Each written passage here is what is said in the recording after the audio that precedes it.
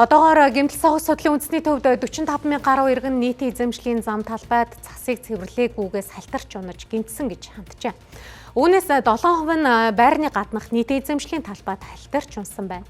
Тэдний 62% нь хөнгөн, 38% нь хүн цэргийн гэмтэл авсан байна. За гэвч иргэдийн мэдлэг дутмагаас үдэн хохирсон иргэдийн 60% нь сууц өмчлөгчдийн холбоонд хандаж хохирлоо нөхөн төлөвлөсөн байна.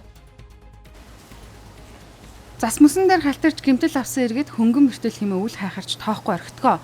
Гэвч сууж өмчлөгчдийн холбоод байрныхаа 50 м хүртэлх орчны цэвэрлэгээ хийж талбайн халтаргаа гулгааг арилгах үүрэгтэй.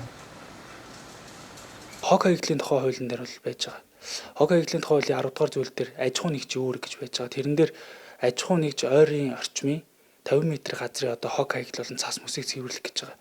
За яг сөөх бол яг аж ахуй нэгж гэдэгт орохгүй ч гэсэн нийт үйл ажиллагаа явуулж байгаа юу учраас институт учраас энэ хууль бол үйлчлэнэ.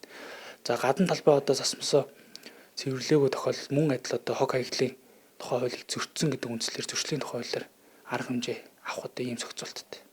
Иргэний зүгээс бол гим учирсан гэдгээрээ тухай учирсан хохирлоо шаардах үндсэлтэй байж байгаа.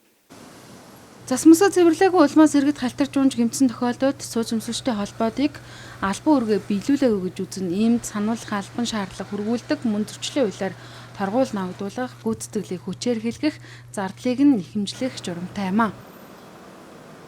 Нийт эзэмшлийн орчныхоо үүдэн дээр буюу байр тойрсон явган хүний зам дээр халтарч унах юм бол суух хариуцна гэсэн үг. За байр тойрсон явган хүний зам дотроо дунд нь нэг давхартай үйл ажиллагаа аж ахуй нэгж байх юм бол харалтаа талбайгаа тухайн аж ахуй нэгж нь хариуцна гэсэн үг. За автомашины зам гэдэг ч юм уу, тийм ээ? Нийт эзэмшлийн зам талбай дээр халтарч унах юм бол энийг суух хариуцахгүй тухайн харьяа байгууллагад хариуцна гэсэн үг. Иргэд сард сууц өмсөлттэй холбоодын төлбөр дунджаар 30-аас 200 мянган төгрөг төлдөг. Тухайн байрны сөөх нь энэ төлбөрөөр иргэдийн амьдрах орчны аюулгүй байдлыг ханган ажиллах зарчимтай. Иймээс халтарч унж гэмтэл авсан тохиолдолд иргэн сөөхтөө гомдол гаргаж хохирлоо нөхөн төлөвлөх хэрэгтэй юм а.